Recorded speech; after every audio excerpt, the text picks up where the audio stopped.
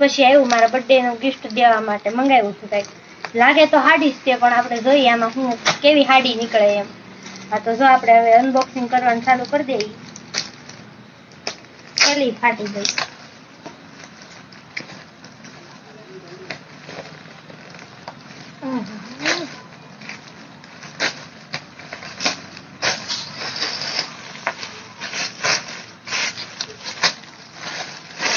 છે તો હાડી છે, મસ્ત છે. બ્લાઉઝ આવું કંઈક બ્લાઉઝ છે.